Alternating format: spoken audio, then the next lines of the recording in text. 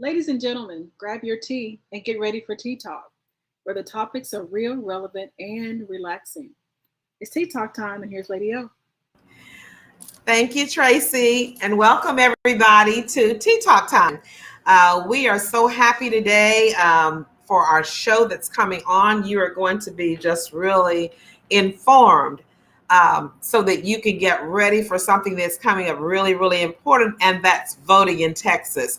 Now, listen, go ahead and sign on and get your friends, your family and people sign up as well, because this information is going to be so important, so critical in the lives of everybody in the state of Texas. You need to get on, and even beyond that, because what we're talking about is going to affect people across this world. It's just amazing what is happening. We're going to be talking about it because this is what's happening in the community, and we're going to be talking about it. So don't forget to send some messages to your friends and tell them to get ready.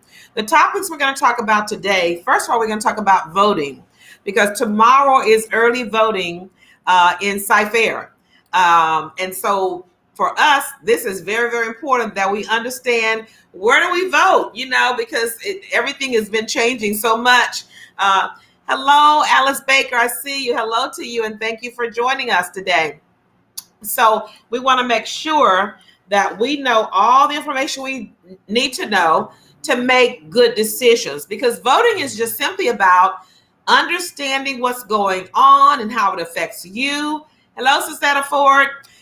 All of the things you need to know before you go in that booth and make decisions, because these decisions are affecting us, and they're affecting us, and we don't even know it until after we have not voted, or until after the things are done, and we realize we're in a bad situation. The people that are in charge are doing things to harm us and not help us. And you know what? We help put them there. You're like, no, I didn't vote for them. Yeah. If you don't vote and make sure that everybody else you know vote to get that vote your way, then you are part of the problem. But we don't want to do that. What we need to understand is that we all have an obligation to vote. Why? Because our ancestors could not vote when they were slaves. Even beyond that, they couldn't vote. And so they died, they marched, they protested, they gave their little pennies and dimes, all for us. We don't even know who those people were, some of them, but we know that the sacrifices that they made, we cannot sit this out when it comes time to voting. You must educate yourself, inform yourself, and get out and vote and carry everybody that you know to the polls with you.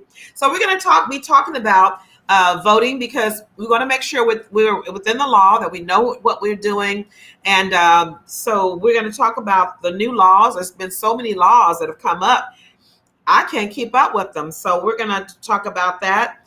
And then later on, we're going to have Representative Rosenthal is going to come and talk to us about what's going on up in the state capitol. All these things you need to know. Now, the school board election it's going on Monday, but after that, we got to get ready for the other elections that are coming up. The elections in Austin, the elections in Washington. All of those things we got to understand what people are running our communities, what people are up for election, and who do we want to vote for. Now, and you can't vote for a person unless you have looked into it to see what it is, what the issues are. So we're going to talk about those issues so you'll know them.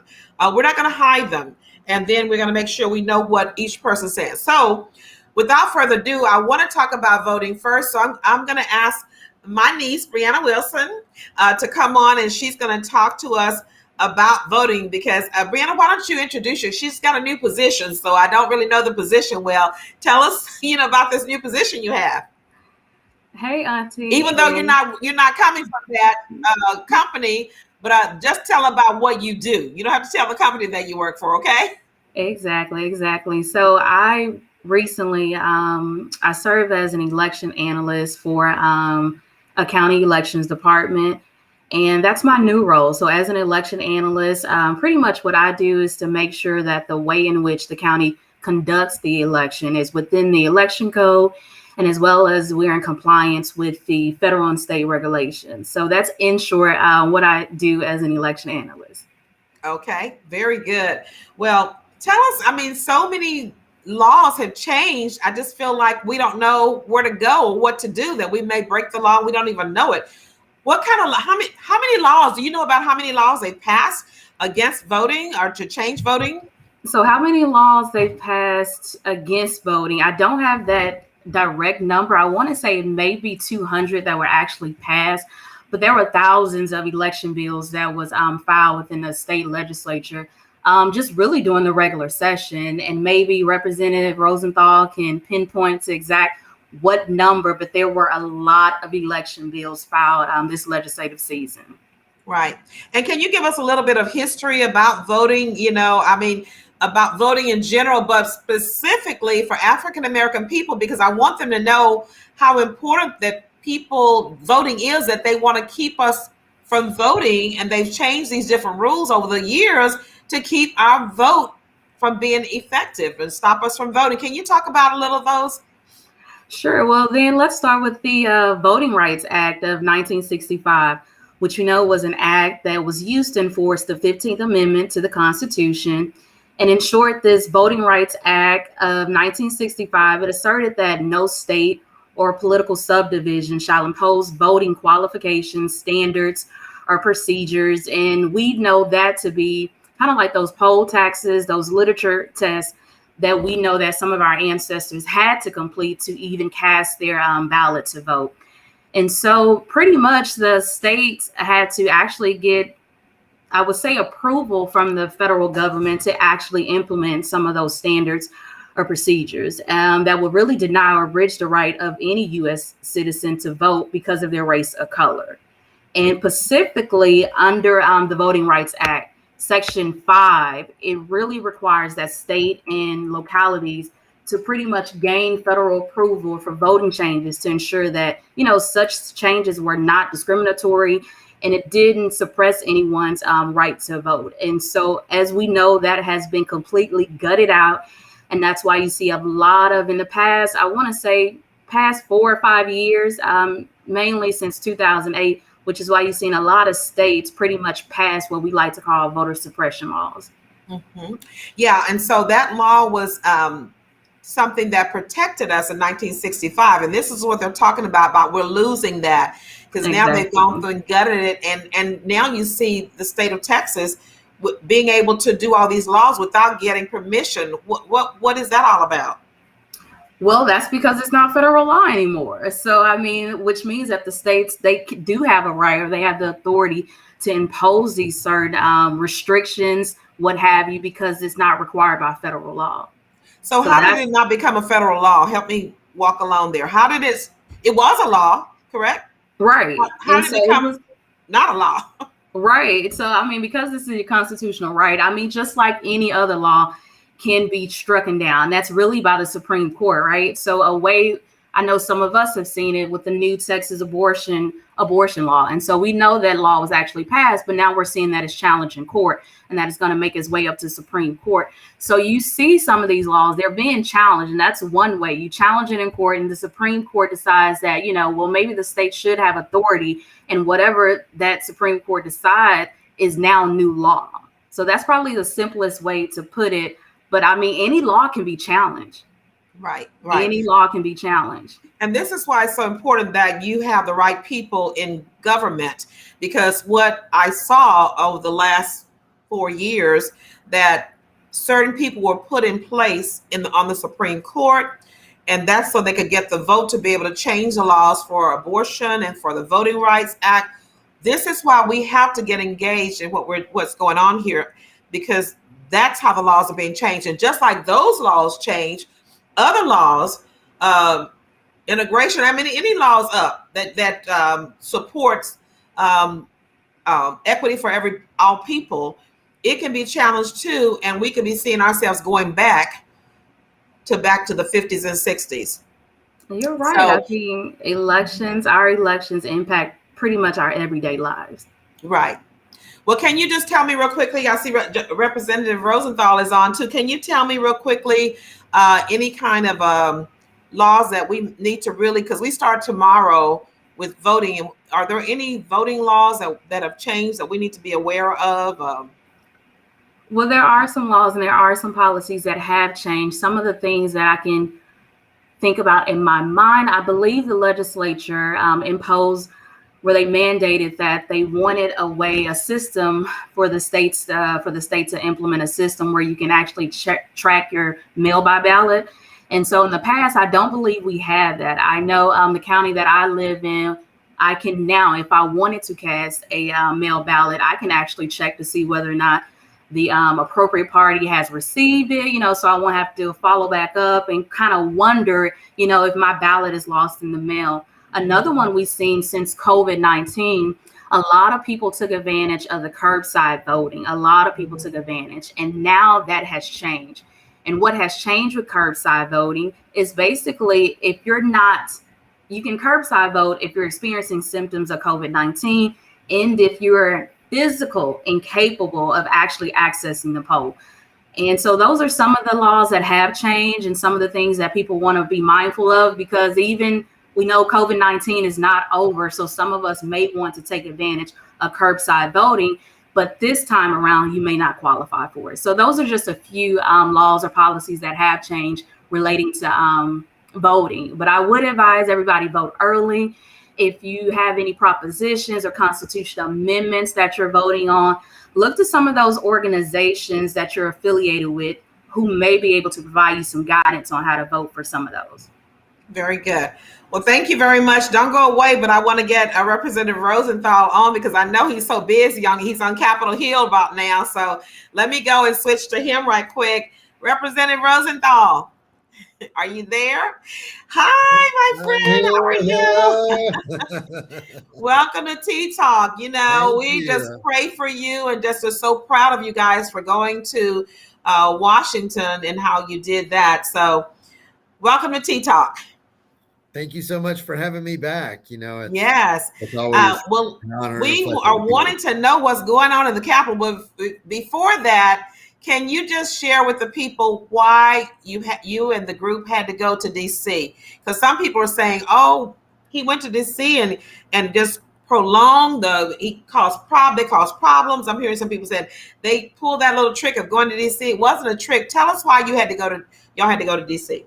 Okay, so I will. So right now, actually, I'm sitting in my office in Austin, Texas. We're in a third called special session because part of which is a result of us going to Washington, D.C. So what happened at the end of the legislative session that we're in, the 87th session, was that Republicans, quite frankly, were being sneaky and looking to pass voter anti-voter legislation that had a bunch of provisions in it that they put in at the last minute, would not discuss, wouldn't debate, didn't bring them out in committee, put all this stuff in behind closed doors, late at night. And then they come out with their new bill and they introduce it in the final days of the legislative session, the regular session. And it had some crazy stuff in it, y'all. I mean, it had provisions where a judge could overturn an election if they just suspected that there was voter fraud without any evidence of how people voted. So, and they were ramming it down our throats, and we were going to kill that thing procedurally. So we were going to use normal procedure to walk it off. It was so late in the session that we felt certain that we could just delay until the session expired, and then the bill would not pass. But they pulled their own procedural maneuver to sort of shortcut us, and that's when we said we're going to walk out because we are not here just for you to have the number of votes that you need to pass this terrible legislation. And so we went to Washington. We met with legislators, with senators, with representatives. Actually, the United States Senate Majority Leader Chuck Schumer is bringing up that legislation right now, this coming week. So that legislation is as a part of a result of the action that we took when we met with some prominent leaders, including Chuck Schumer and Joe Manchin. And I mean, we met with the right people to bring them on board to get something passed. And so, this is where we need y'all's prayers and y'all's actions. Exactly. You know? And that's why I have you on here. We need to know what's going on. And because we can't come down there and sit every day, I said, hey, our representative can tell us what's going on. That's why we put you in office and the people in office, so we can have that communication back and forth. And then also that you can make decisions that represent us when we can't represent ourselves. But I want to just commend you guys for walking out, because here's what that did. It got national and international notice in the news. And so now the people in DC are hearing about Texas, and they are paying attention to some things that is going on, because like you said, they do it at nighttime when nobody's around, and they're making all these decisions. But you said something that I really wanted to stress with the people, and I want them to share with it. It is being set up. The system is being set up so that if they think that you did something wrong, they can throw your race out. They can overthrow it. And here we have this thing that's going around now, where we're doing this audit to see if the election was fair. And they're saying it's fair, and they just keep doing another one. They don't intend to know or want to know if it's fair. They're trying to get it and get people in place that will say it was not fair, so they can throw it out. And that's evident with all the stuff that's going on, that they've been asking certain people, can you give me these votes? Can you approve this? And so if they get the wrong people in place, then we can see that a lot of sneaky stuff can go on, and a lot of cheating can go on without us even knowing, and there's nothing we can do about it. So this is very serious beyond the election that we're doing now. It's very, very important. So, okay. So Representative, tell me what's going on Capitol Hill. Talk to us. Well, like I said, I'm not in Washington. I'm in Austin. So we're in the legislative session in Austin for state laws. And what's going on right now is we have just been through the redistricting process, where oh my goodness, where they changed the maps to account for changes in census counts, so that districts can be adjusted according to population shifts and movement and whatnot, all that kind of stuff. And I'll just tell you that Republicans passed through a set of maps. We had no control over the process because they were in the majority. And we tried our best to fight for good policy, as we always do. But also, as always happens, the party with the majority can have their will. And even though Texas grew in population by over 4 million people, even though that population growth is 96% people of color, we're talking about Black and Latinos, the majority of it Latino, but almost half Black population growth too, enough population growth, over 4 million people, that we got 2 new congressional seats to draw in. And what do they do? Do you think either of those seats reflects an opportunity district for minorities? No. Not only are the 2 new districts drawn to be white majority districts, they have reduced the number of opportunity districts, and what's a technical term we use for districts where a majority of the people are not white, and minorities, people of color, communities of color, common interest in those districts have an opportunity to elect the candidate of their choice. Right. And so when they split off little pieces of our minority communities and lump them together with large groups of mostly white constituents, that dilutes the voting power of the minorities. Wow. That's called gerrymandering. And that's okay. I'm glad you said that, because that's a term that we need to understand, gerrymandering. We've heard it before, but now we're living it. We're seeing it. And what really got me so upset about that was, last year, we worked so hard in your campaign, and we worked hard for the census. We had people walking and signing people up. On my show, I had people coming out talking about the census, how we would gain more 2 new seats or more seats. We worked hard on that. And after we worked hard on it to get the Hispanics and Blacks signed up, they took it and said, okay, good, we'll take it. We'll redraw the lines to take what you did and to make it for our benefit. And then I'm sure everybody's heard too how they've taken Sheila Jackson Lee's district, and Al Green. And that's what they're doing. It's low. It's low, but it's what they can do because they have the power to do it, because they have been voted in office, and they are not thinking about equity or what's right. They're thinking about the power and doing whatever they can Sheila Jackson Lee has been in her position for 18 years? Oh, much longer than that. That's right, longer than that. Yeah. She did say this 18th district. It's like 30? Yeah, I think it has been 30. Maybe 30 years, maybe in that neighborhood. She's been. Yeah, because we've known her for that long. She has always been a consistent champion of the people, for the rights of the people. So during the debate on, oops, sorry about that. My light goes off automatically if I don't. That's okay. Capitol building. There you go. So what I was going to say was, our debate on the congressional maps was night before last, and we went until, oh Lord, it might have been 1 o'clock in the morning, something like that. I mean, just horrendous debate. And there was a lot of talk about this, exactly what I was just saying. We were pressing them because all the population growth that gives you the opportunity to draw 2 new seats, it's all minority driven. In the Dallas area in North Texas, it's not 96%, it's like 100%. And Dallas, I'm just going to tell you this little tidbit here. Dallas area, the greater Dallas Metroplex, has 1.7 million Latinos. And these are registered voters, 1.7 million. 0 districts drawn to elect a Latino representative. They got more Latinos there than like the entire population of something like 12 different states. I don't remember the exact number, but it's significant. It might be 6 states, whatever it is, to not have a single congressional district when the population of a congressional district in Texas is going to be around 700, 800,000 in that range.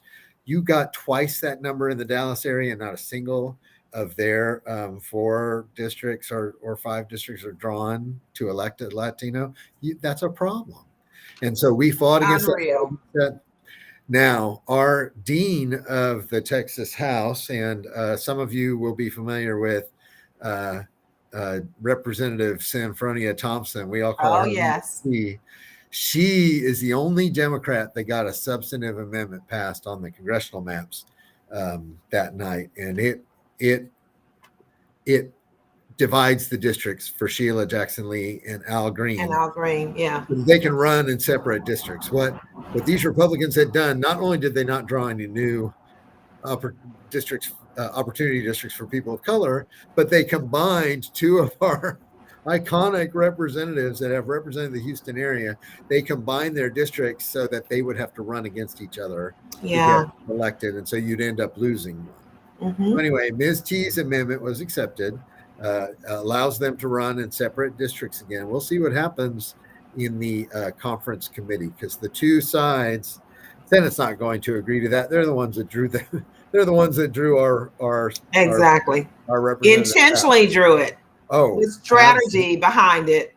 They not drew just intentionally, with surgical precision they have done this. And if we had more time, we were sitting with some whiteboards and stuff, I can show you the shapes of these maps. They are unreal. And if people want to go online, I guess they could go on and see the redrawing. Where would they go for that to see how the lines have been redrawn? So I have seen a number of articles being posted in like Texas Tribune, and the Houston Chronicle, where they may have links to the newest maps. If folks want to contact me or my office, I can give them a direct link to a website that's called District Viewer, and I know the number of the current. You have to look up a map number, and so it will interest you that in our area in Harris County for House representatives, we came in with 24, and we're going to come out with 24. We're going to keep the composition the same. Harris County, I chair the Harris County delegation in the Texas. Great. We're so glad of that. Yes. And we're glad we're not losing any of ours, but I feel my heart goes out. We're not losing any Democrats. Yeah. They did draw those maps to make everybody's positions more safer. So they draw the maps to protect the politicians when you ought to be drawing the maps to fit the population. People. These maps should serve the people, not the politicians. So the people. And that's why it's so important that you know this, and that when you're voting, the people that make those decisions, we've got to get rid of them. And when I say get rid, I don't mean in a bad way. We just need to have the people who are going to be fair, who are going to represent all the people, not just their group. It's almost like this huge group of people are being governed by these small minority of people. I said the other day, it's almost like a plantation. You got the people running the big plantation and thousands of people working it and not caring about the workers. So no, that's absolutely right. So, but you will be happy to hear the Republicans in competitive districts around me decided they wanted to protect themselves by loading all their Democrat voters into a neighboring district, and I'm the one. So my district has gone from being 50-50 Republican to Democrat, like split down the middle even, to being 60-40. So I'm going to be a heavily Democrat district if the maps that we have now. Well, that's good, because I know you're up for election again. And we always have to really work hard. Yeah, it'll be next year. I think our election will be in 2022. 2022. So we got to start working. What is it, like in January? We have to start working. I'm working now. You're working now. I know. So I'm here in the Capitol, and like I have to go on the House floor in about 30 minutes. We're supposed to ring in at 4:00. Right.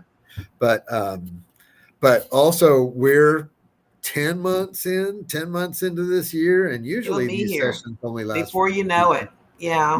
So we are working on this right now, and we got to get organized, and we got to fund the campaigns, especially in our competitive districts. And I'll be working too. And part of what I'll be doing is I'm going to be representing a different constituency. Okay. So while the area is a lot the same, there's a whole new part of our area that I'm going to represent that they're used to being represented by a Republican that don't care about them. So we got to let folks know they got representation. They got people to help them deal with stuff. Your reps can help you deal with state and state agencies, with county and city governments, with all kinds of stuff. When you get to your wit's end, you can call your rep and ask for help. Right. I can't promise that I can do everything, but I find it amazing the ways that we can help people, and I'm totally committed to it. So any of you all watching, feel free to reach out to me, my office. You can find me on Facebook or whatever. There's official channels. Go through Lady O. You can get my email address. But we are here to help you. And if you got a rep that doesn't help you, I'll still help you. So exactly. And that's the reason why, I don't work hard for a lot of elections. I vote, but I don't work hard. But I work hard for yours because I know that you are approachable. I know that you are accessible. You will respond to us and answer our questions.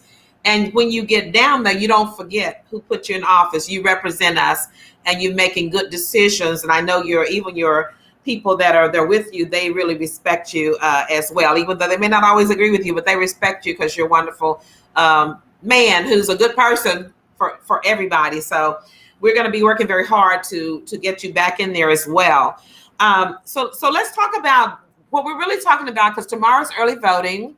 And, we got this really big race about school board here in your district. And we got several people running. And of course, Dr. Ogletree's running, and we can't say to people, vote for Dr. Ogletree, but hey, they need to know that he's in a race for his life. We can say that. Vote for Dr. O. Get out there. Okay, you can say it. Great, thank you. So Dr. O and Ryan Irvin, I can say that stuff. Yes. And I'm going to be here today, tomorrow, and then I'm coming home on Tuesday. You can bet I will be in the streets on Wednesday knocking on doors trying to get out the vote for Dr. O. And I am. I appreciate that so much. Through the rest of the early voting period. I'll be back in. Yeah, we gotta get everybody voting in early voting, because we gotta get on election day. People gotta be working, not voting. They gotta be on the phones and doing all that stuff to make sure that people get to the polls, because this is a serious one. Let's talk about that for a minute, because that's what's in the news too about school boards.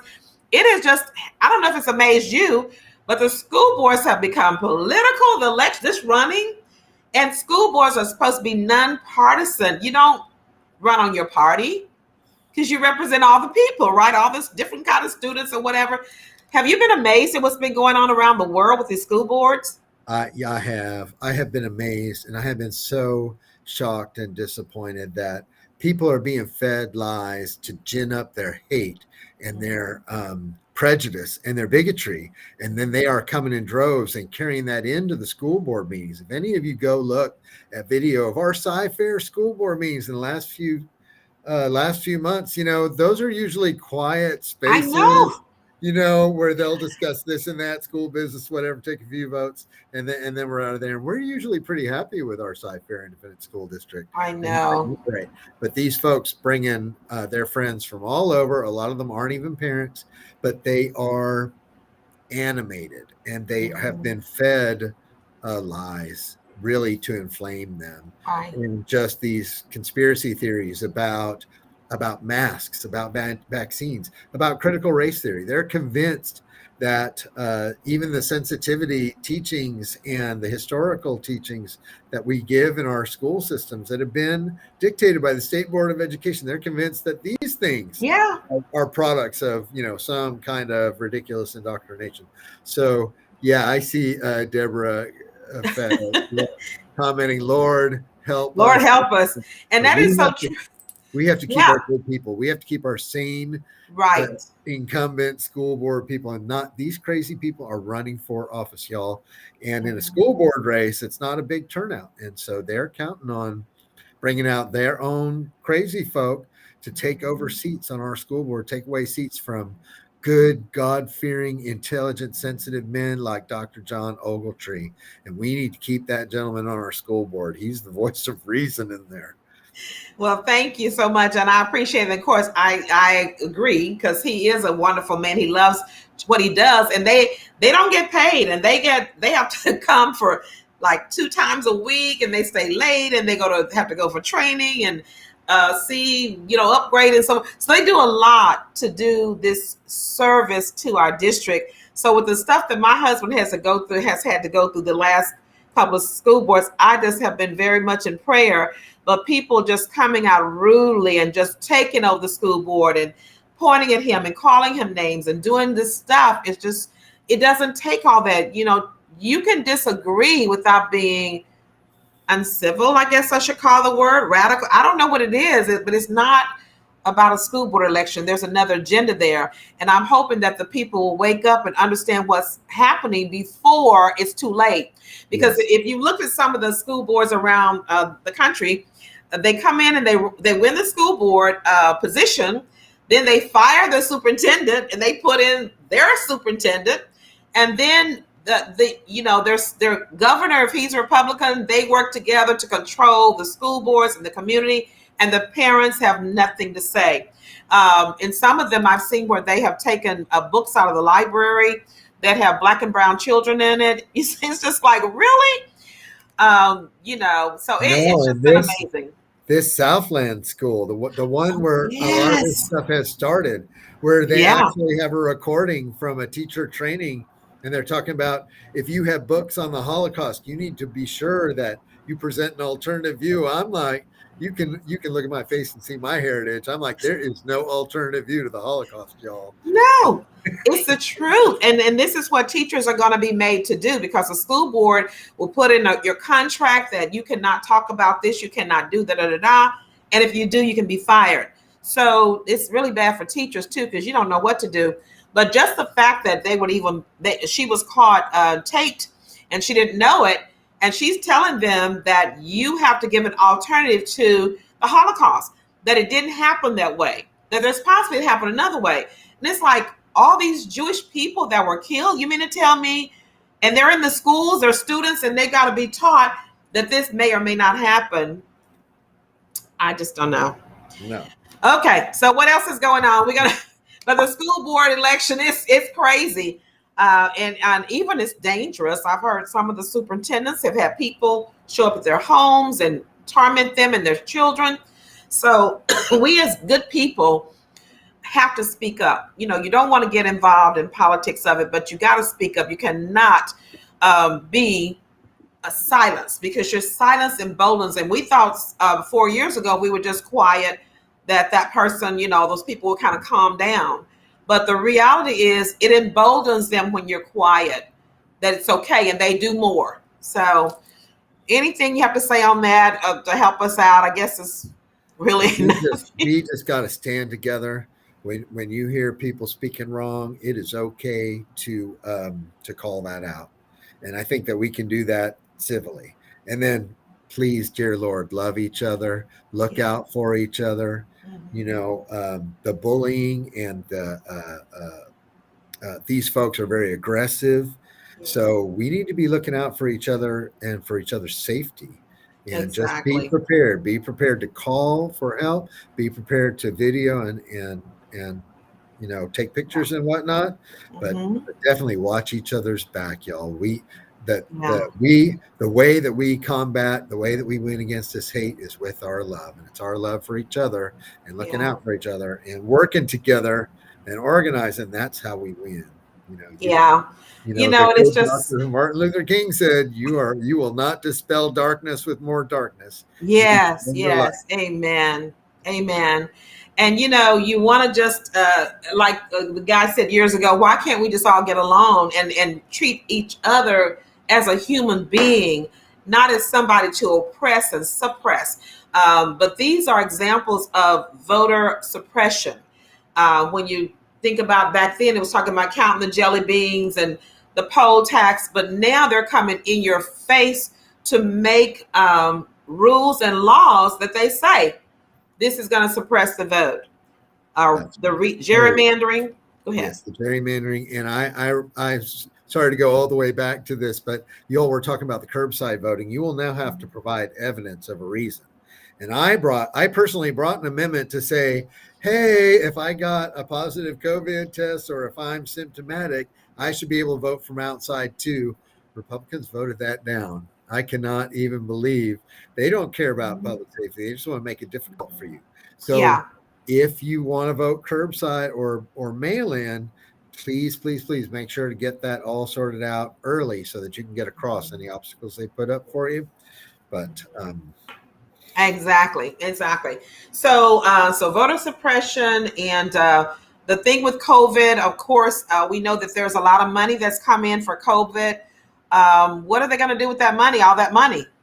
Well, we just had, so that was kind of predetermined from the start. We had a bunch of hearings and just voted on that. So $16 billion worth of COVID funding. 16 billion, did you say? $billion, yeah. With a B. Okay. With a B. So some of it's going to go for the right sort of things. Some healthcare, a lot of it's going to go to education, public education, and higher education is going to get significant money out of that because we need to replenish what was used up from that. Right. Republicans going to buy down some property taxes with it. So you'll get a little, $500 property tax break if you own a home. Which I heard that we're going to be getting a $500 check if we own a home. So that's everybody's getting a $500 check. It won't be a check, but it will reduce your taxes, your property tax. Supposedly, we might even see that. But that's good for people who own homes. But for African Americans and for Hispanic, and a lot of them are in apartments, so they don't get it, even though they pay taxes, and that just doesn't seem fair to me. It still seems like the wealthy or the middle class is getting something that the people who really need it are not getting. I don't know. So we offered amendments to spread some of that money to people who live in apartments. We offered an amendment to say this applies to anybody whose home, only for people whose home is less than $1 million. If you own a home that's worth more than $1 million, you do not need a tax break. You don't need it. Please. Are you serious? And $1 million house? They voted that down too. So the $1 million people going to get the tax break too? Yes, ma'am. Okay. All right. Okay. So the other thing was, I'm hoping that some of it will go into education. Is there any talk about, I know mask is a really touchy subject, but are kids being protected by mask or anything like that? How are they doing in protecting our kids with COVID? So they don't seem to be interested in doing that at the state level. And, you know that the governor has issued an executive order, which is unconstitutional and illegal, but stating that even private entities cannot have vaccine requirements. So, like, basically saying you have a business and you want to make vaccination or regular COVID testing a condition of employment, he, according to his order, wants to deny you the opportunity to operate your business the way that you see fit. And of course, we're fighting against that right now, but that's one of the things that they're trying to push through the legislature right now. We got 2 more days, and there's a couple of these bills that are anti-vaccine mandate, whatever. So they want to allow, privately owned businesses to do whatever they want as long as they agree with what that is. But when it comes to public health, public safety, they want to do what's political instead of what's best. Yeah. And I know that they have the rich keeps getting richer, and COVID was a blessing for wealthy people. They got a whole lot of money that they started. I'm sorry. Okay, I'll ask him. Okay. So that's what I was going to say. Tree said, they're going to call another special session after this one? Oh, dear Lord, please pray for us that doesn't happen. Y'all need a break, I know. Hopefully he will. Session's supposed to be for 140 days, once every 2 years. We're 10 months into this. I know. It's like y'all haven't had a break. Not at all. So I know, but we'll pray for you guys because it's worth it. It's like it's a season that is just really different and special that we've got to make it through and sacrifice during this season. I was telling people about voting. You got to vote like your life depends on it. Take your family in a car. Take the neighbors. It seems like to me we're back in the 60s, and if we don't just take everybody we know, then we're not going to have the power to be able to get through this and get the right people in office. What about the governor? You heard about maybe he, Beto O'Rourke or another governor? Is there any talk about what's going on with that? Because he comes up for election next year, right? Yes. Yeah. The governor, y'all hear this? The governor comes up for re-election next year. And so it's 2 people I heard that were vying for that. Thinking about running against him. So right now he's got, 3 or maybe even 4 Republican primary opponents, people like Alan West and Don Huffines. Alan West, anti-vaxxer, got sick with COVID, had to go to the hospital. So he may not be the best candidate for governor. And then, of course, there's rumors that Beto O'Rourke may run. I do not know if there's other prominent, well-funded, well-organized Republican candidates. Yeah. But that's an important position. And even if they gerrymander all the maps to the best of their ability, when we run in statewide races, let me tell you all, this state is 40% right on, give or take a point or two, 40% Latino, 40% white, 20% black. If we build a coalition of good-minded white people along with good-minded Latinos and good-minded blacks, we can win statewide elections. We run up the score in our major metropolitan areas. And let me tell you how different stuff will go in this state if we have the governor's chair, lieutenant governor's chair, attorney general, stuff like that. We need to put, I don't care if they're Republicans or Democrats, we need good people, God-fearing people that will look out for the people instead of themselves and their party. Right. And that's another thing we're going to do is be educating people on the different positions. So next year for coming up election is lieutenant governor.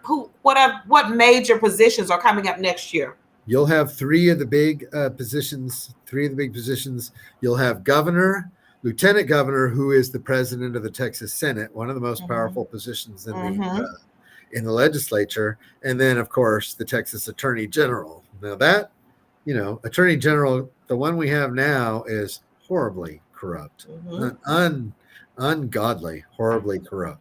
So he should be beatable. And we have a couple of very good Democratic candidates. Yes. And Lee Merritt, who's a civil rights lawyer out of the Dallas area, and who is the ex-mayor of Galveston? Joe Jaworski. The prominent lawyer. And both of these gentlemen are strong candidates, good people, righteous, you know, way better than the current attorney general is indicted on both state charges and federal charges. Can you believe that? The FBI, that the attorney general for the state of Texas is barely keeping his backside out of jail. They get indicted on all these different things, accused of this, you know, caught with this going on, and then they still are in power. You know, they refuse to do a subpoena. The law doesn't apply to certain people. The law is for poor people, but not for them. So we're going to be making sure we'll have another show where we educate the people about what the lieutenant governor does and how he affects us and how they all work together. But I think that this was all getting together, this group, and now they want to control the school boards, which is the communities, and we just cannot let that happen. That's right. We're going to be looking into helping to educate everybody. So is anything else I dare not ask, anything been done about the freeze? I haven't forgotten about that freeze. And I had my grandkids over here, 5 of them. It's not even part of the call, so we're not allowed to take it up. I filed legislation to help improve this situation. And during the regular session, some stuff was done, but there's some critical parts, you know, that were not done. And I'll just tell you that that benefits the natural gas, the oil and gas industry. Right. So their part of it is not solved. And even though it would be some common sense measures to do, it wouldn't cost too much. It's not being done, not yet. So not yet. I'll keep pushing for that. I appreciate that. Lord help us. If anybody else has a question that I missed, you put it in the chat. We'll try to get that answered because we have just a few more minutes. We got to let you go. I know you got to get back. So is anything else that's going on that we need to know about here in Texas? In Houston? Oh, gosh. There's so much. So much. You know, the legislative part of this, I think we've covered pretty well right now. Okay. At least what's going on up here. Well, you've given us a lot of information. The part where we need to organize and vote, that's the most important part.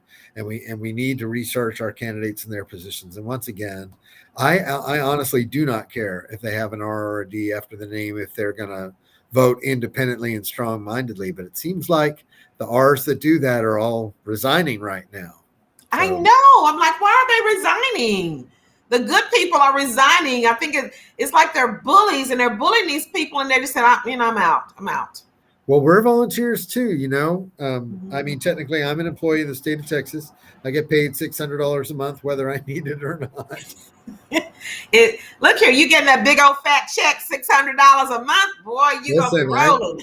I have a little brother on full Social Security disability, and he gets more every month than I do. He gets more than you. Yeah. You know, and I think that's so unfair. I think it's so unfair because y'all work so hard and so many long hours. Yeah, the point is the ones who are in it with the true heart. It's hardest for them to go through the vitriol and the hate and the misrepresentation, some of the stuff that we're having to fight against up here. You know, I come here to fight against that. That's what brings me, you know, but dear Lord, some of these better-minded folks are resigning because, you know, it's become a very difficult environment and it's difficult for them. We had one of them, a gentleman out of a rural area. Out of a rural area near Dallas, you know, was censored by his county party, you know, because he wasn't right-wing enough. What? Yeah. You know, a real conservative too. Guy, you know, I disagree with on some things, but a good man, a real Christian, a God-fearing man. And we could at least talk and stuff. And now he's not going to come back, you know, because that's what you need. So you can negotiate, you can compromise, because everybody has to be represented. And if you just say, if you don't agree with me, I'm kicking you out, that's not compromising. And that's what bothers me even about, you know, our federal government, how they can decide we're just all going to stay on this side. And I don't care if it's right or wrong. Don't you budge. They're supposed to represent all the people. And so some good men need to step up. But now I understand why they're being threatened physically. Their families are being threatened. and they've been threatened to be destroyed publicly. As far as politically, they've been threatened. If you don't agree with us, your political career is over. I wish they start another party for the Republican Party, because there's some really great people in there that are being held hostage. And I think, like I said, you said earlier, we just need some really good men to be able to work on both sides. Yes, to represent us, but not to be where you're just bullying them to the fact that they are just kind of closing their ears and their eyes and their mouth and just saying whatever you want to do. I know it's wrong. Now, I would say men and women, and I'll also say, I know I've said a couple times, in this conversation, that I don't care if they have an R or a D after their name. And when I'm working with them, that's true. But we do need to change the balance of this legislature, because the closer we get to even, the more it becomes a requirement that the two sides listen to each other and work together. Yes. And to me, that's the ideal situation.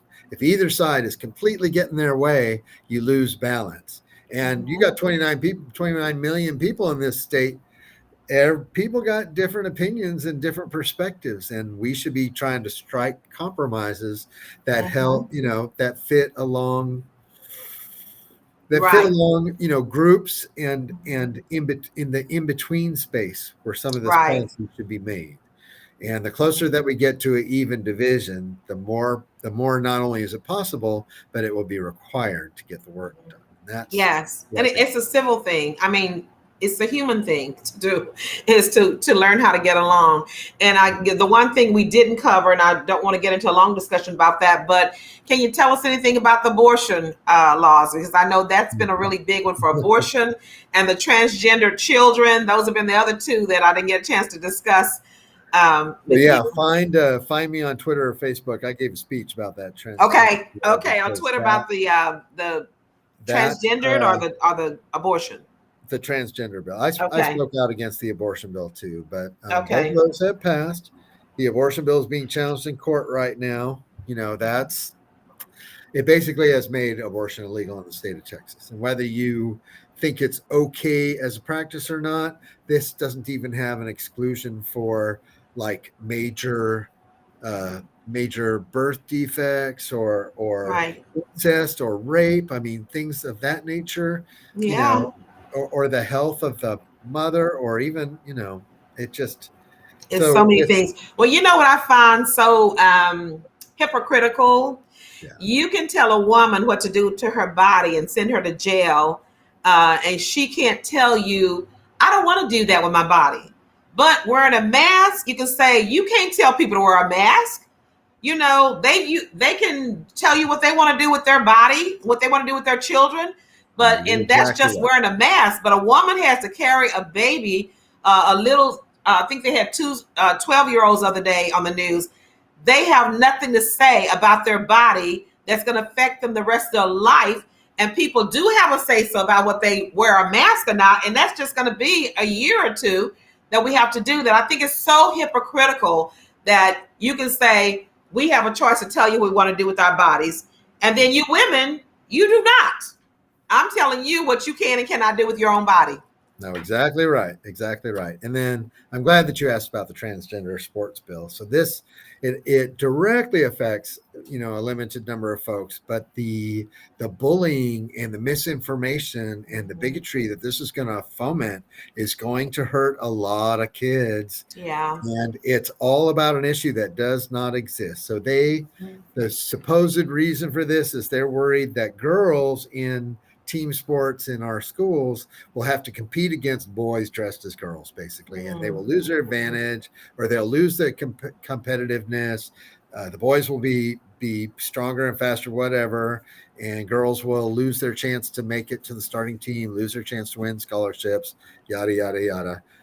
Here's the bottom line, is in the state of Texas, that has never, ever, ever even happened once. Mm-hmm. And what does happen, though, is that these children who are, as we're kids growing up, especially as we get into our teenage years, we're trying to find ourselves. Mm-hmm. And instead of promoting their self-expression, allowing them to live who they really are, this is going to lead to unbelievable bad effects, because we already see these children are already at a very fragile fragile Yeah. children's lives, and this is gonna hurt them, and not just them. If you're like me, you know, a little boy in school, a short, fat, and funny name, getting bullied, or if you're a boy that may be a little bit effeminate, or you're a girl maybe a little bit masculine, we should be nurturing our kids exactly how God made them, exactly how they are, and not putting policy in place that promotes bullying against these fragile children. Yeah. I know. I've been really thinking about it, and we're talking a lot about this because this is an issue that we've all got to even deal with, you know, as Christians. And one of the things that I see a lot of bullying of kids like that, and even just quote unquote regular kids, it's a lot of bullying people that are not caring, and they don't want you to talk about how to care for people and how to be nice to people. They said, don't teach that. Well, then these children are out there, and a lot of them are committing suicide. We've had a lot that I know of that are committing suicide, and that affects that mother. That's their child. And so whatever you feel about it, you know, whatever, you gotta stick together of understanding what that child is going through, you know, what that parent is going through, and be a little bit more empathetic than to being so judgmental about that person. Because I mean, some people may not care, but if you were to treat that child a certain way and they commit suicide, you know, how would that make you feel? But I think some people, I don't know, they don't care. I don't know. But anyway, our time is up. Let's see. We need to show that screen. Representative Rosenthal, I'm going to thank you for coming. Johnny, can you show that screen up there for the early voting thing? Thank you very much. Okay, we'll give Representative Rosenthal an applaud because he's an amazing man, and we're going to vote him back in, right? Now you know why. Okay, on this early voting location here, and this is going to be where you can come back and get it if you know, can't have your pen and pencil, but we've got Bear Creek, and we've got North Katy, we've got South Cypress, and Northwest Houston, Willowbrook, Hockley. And so down here, we've got the different days that you can go and vote. Starting tomorrow, October 18th through the 23rd is early voting, okay? Those are your days. The times are different.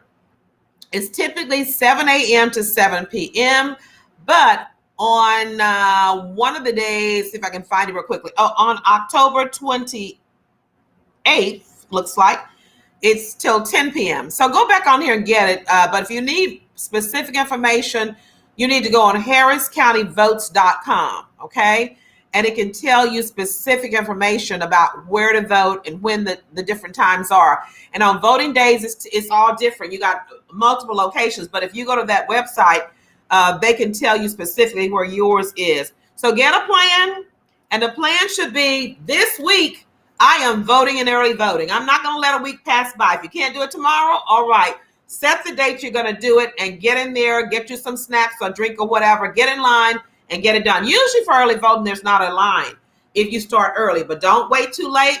And then the next thing is share, and keep on sharing. Share this information, and then make sure that you follow up and ask people, did you vote? Did you vote? Did you vote? Check your family, check everybody, your neighbors, and ask them, bug them, because this is a critical election.